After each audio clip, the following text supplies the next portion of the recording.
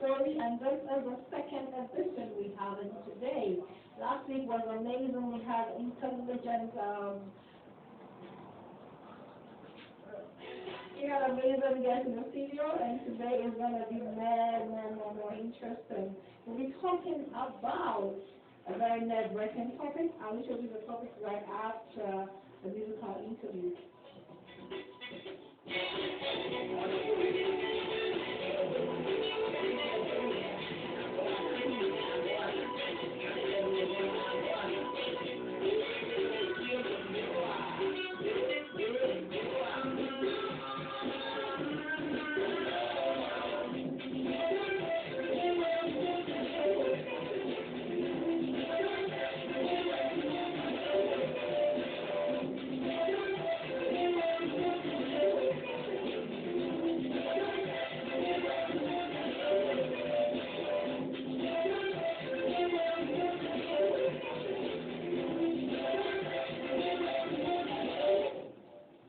Welcome back. As I said, I'll be introducing the topic for today after my musical interview. So here it goes.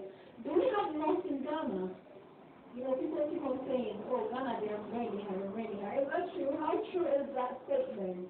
Okay, so today we're talking about laws in Ghana. Are there laws in Ghana? And if there are, how effective are the laws in Ghana? We have an expert in the law in our studio today. We are blessed to have a beautiful judge in our midst. Yes, a judge. So she introduced herself, then we'll take it from there. Hello, madam. Hi. Thank you very much for honoring our invitation. Thank you for having me. Welcome to Gentleman Radio. Thank you. Please introduce yourself to our audience. I'm Georgina Dote. I think everybody knows that we have a former judge, Georgina Wood. Now that Georgina has taken over. So I'm Georgina Dote, a judge, plus a legal practitioner and human resource practitioner. That's amazing. Thank you so much for coming into our studio today. I'm most pleased. Okay, madam. So, as I rightly introduce our topic, Ghana, everybody says Ghana, there are no laws here. How true is the statement? Are there actually no laws in Ghana? There can't be. Well, I'm glad you laughed because it's not possible. There's no country without laws. Okay. Even before the government came into force, there were chiefs. So regardless, whichever place you are in, there are laws governing. Okay. Both the silent laws and the written laws. Wow, okay. Silent laws and written laws. So why is it that, as we can see in our country, as I was growing up being a young girl, I can see that a whole lot of issues are going on in the country, and we just talk about it, and we don't see any legal action being taken, even though there are situations where the legal case passed, then the next moment we don't hear anything about it, and the people who are at fault are just walking around freely. What is the problem? Why are the laws not working, if I may put it in that statement? Okay, let me correct an erroneous statement. He said nothing is being done, or people are doing things and nobody is pursuing them. It is really not true. The cases come to us. We don't go out there as a judge or with a lawyer. You first of all have to present your case to them before it will come to court. And when you come to court, we just don't deal with hearsays. If you say this person did this, that, can you prove it? That is what we work with in the law court. So it's not just somebody said something, because bear in mind, everybody has a right. Until you are proven guilty, you did not commit that offense.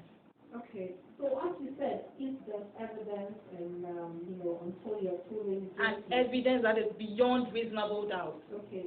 So I know that there's been issues, let's say social issues, where we've had investigators like Anas come up with very, very sensitive issues. And even though that is something that is known to the public and everybody knows that has evidence and evidence, we just talk about it and then we don't see the results. I'm glad you brought this Anas issue. The point is, for fair play and for fairness and for the fact that everybody has the right to be defended, you cannot just admit anything in court. The issue is that with law, we say that we look at the method, how you got your evidence. So it's not every evidence that is even admissible in court. So that is where people get it wrong a lot of times. They will claim they have genuine cases. I'm not here to argue that they are wrong. Your cases may be very genuine. I might meet you outside of the law court and I would sympathize and empathize with you. But how can I prosecute somebody? That person also has rights.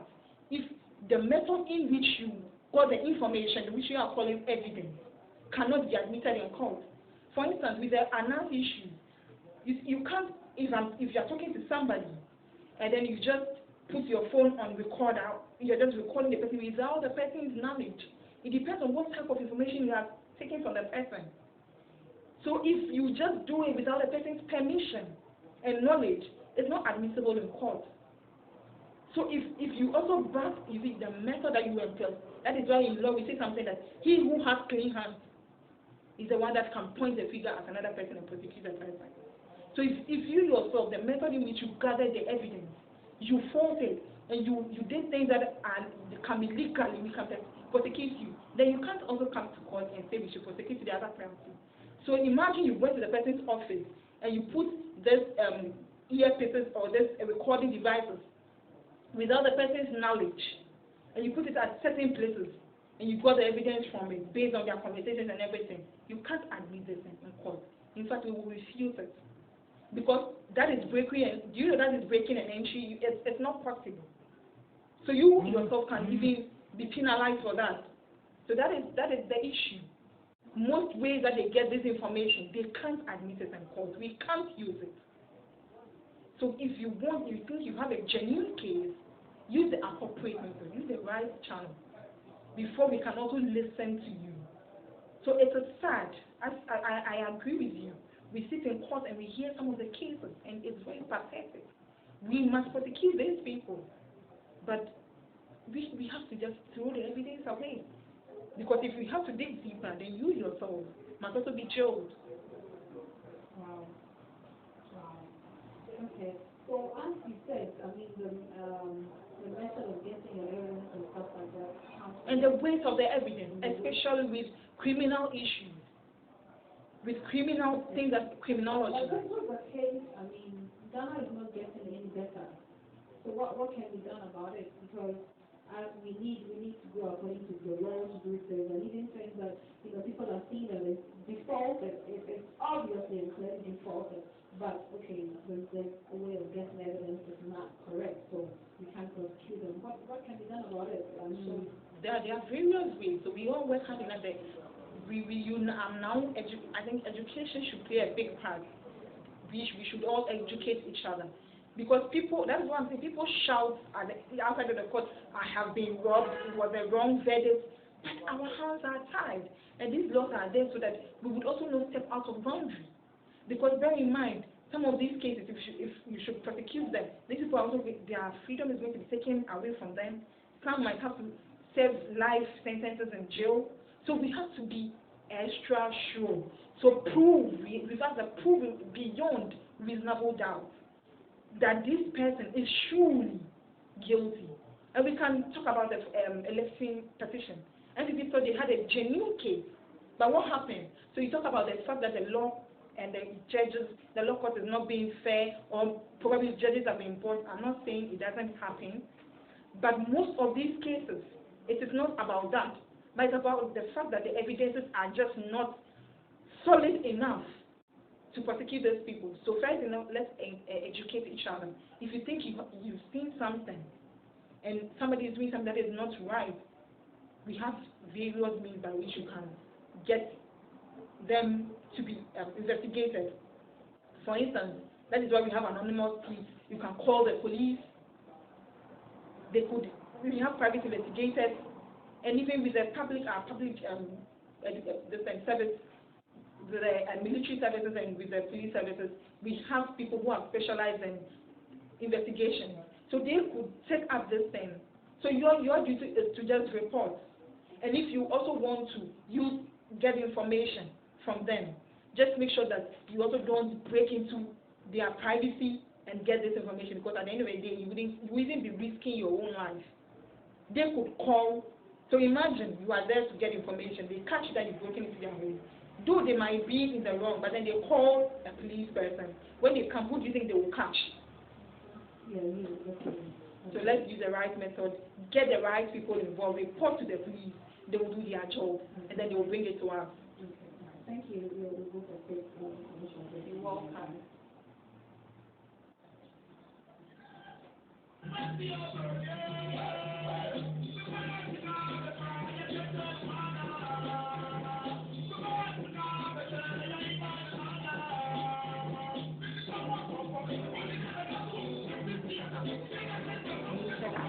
Not mine.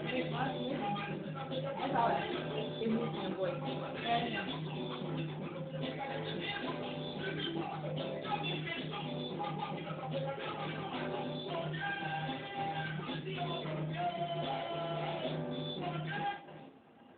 Hello, if you just tuned in, we're talking about laws in Ghana. Do laws exist in Ghana?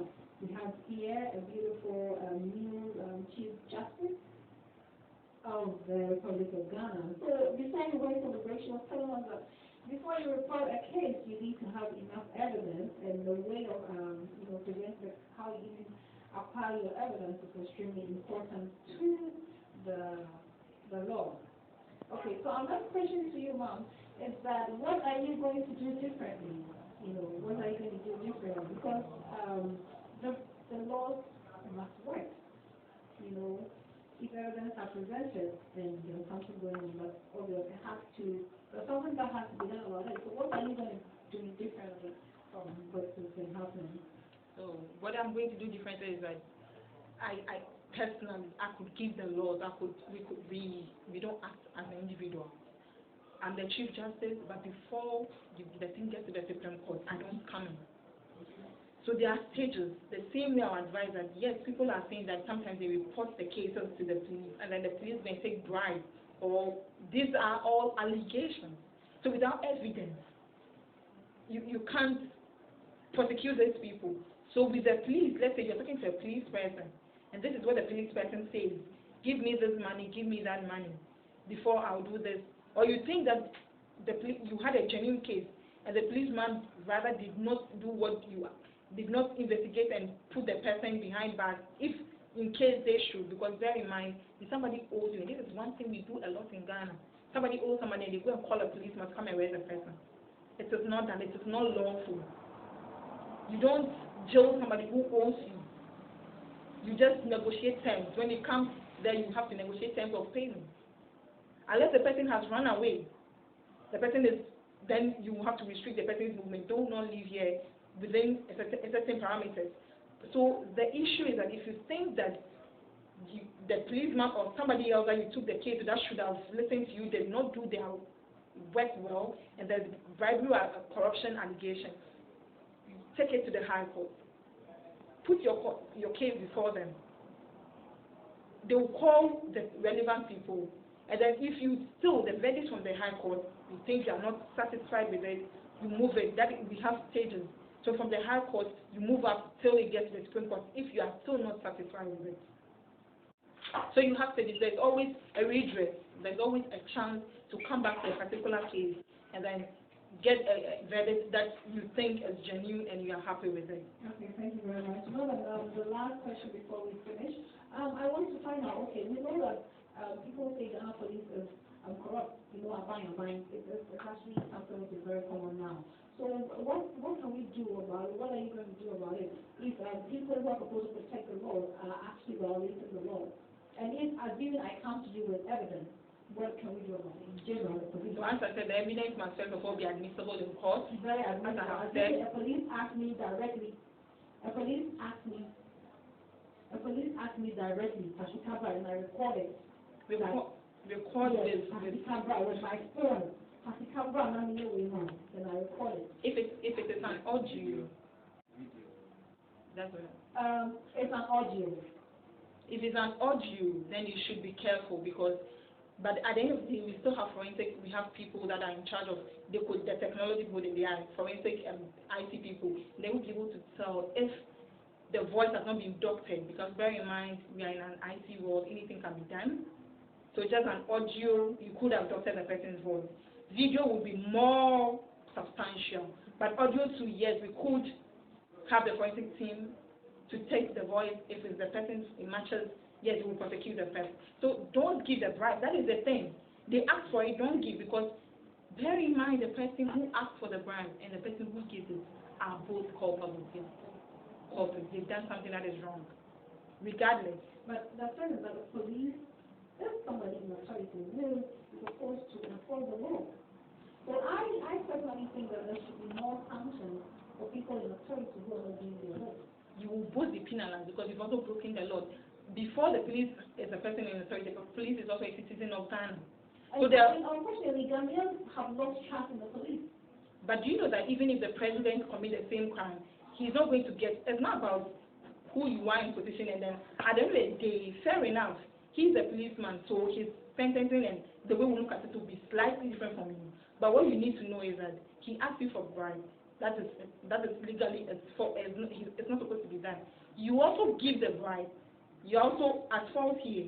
So if you also give the bribe and we have to prosecute, we prosecute both of you. Is there a way the legal system or the constitution of Ghana can be reviewed? Because, I mean, I think that the laws of Ghana are weak. Because it is not weak. The laws are there, as I have said. So that is one thing that bring the cases. If you're not happy, so you think you went to the High Court, the policeman should have been jailed. He wasn't. You have the chance to take it to a court which is higher than the High Court. Finally, you even have to bring it to the Supreme Court if it is necessary. Finally. So that is it. Thank you very much, Noel. But I think that, okay, so what are your last words? But I think that everything you're saying is about education. So what is your institution doing about education? So their education also involves our agencies as well. So we are speaking to education, we are educating the children as well. Because bear in mind that some of them might think this thing, as you are saying, they might not even know a lot of things that I'm saying. People say somebody owes you and you go and arrest a person. It is not done. It's not lawful. So these are things that we are advising them, we are admonishing them, and we are saying that bring it. If somebody has done something, you think the person is in the wrong, let us know. If you are not satisfied with party A, go up there. You have a higher law system that you can also approach, and then they'll be of help. Bring it as far as you can go, and then the laws will work. So it's not that the laws are not working, but the fact that people bring cases and the evidences cannot be admissible in court because the means through which they even got the evidences it's faulted. So that's your institution have any plan of a mass education to the public?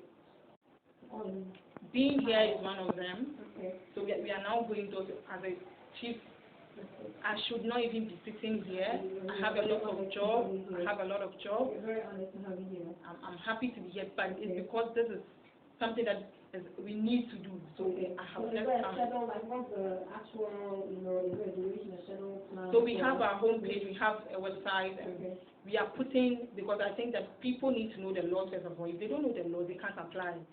So we are just putting up the laws regarding everything. I mentioned the fact about cutting trees. You even need a special permission. Even if the tree is in your home, you need permission so you can cut it. There are lots of laws that people don't know they are even abusing because they don't even know the law exists. So we are put on our webpage. You just come the law systems in Ghana, www.lawsystemsingghana.com. Just come there, find out all the information. You get it there. And if you have any inquiries, ask. We would get back to you with a reply. Those that don't have internet, we are in an IT world. We can't reach out to everybody, but at least that is the first step we are doing. So spread the message. And I'm happy that even those that don't go to the internet, they listen to radio. So we will be going to our local radio stations as well. That's one key thing, so that those that can't speak English will still understand the language. Because in fact, we have been put in a bad light for long. That the judicial system takes bribe, we don't do our best. But I hope sitting here talking to you now understand that it's not that we hear the cases and just throw them out. But if the means through which you gather the evidence cannot be admissible in court, what do we have to do? Our hands are tied. So that is it. Thank you very much. One of your last words for my last word is that there are laws in Ghana. Know the laws, apply the laws, Seek help if you do not understand it. Seek for justice because that is your right and not a privilege. Thank you very much. So we still listening to Public Talk. We have a very important guest, the Chief Justice of Ghana, and we had a very interesting interaction with her. This is Public Talk. Stay tuned.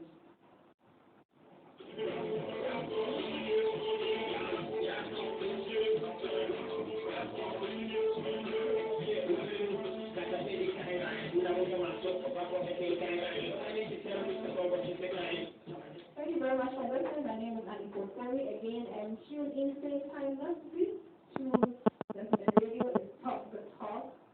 Love you. Have a blessed week. Thank you for listening.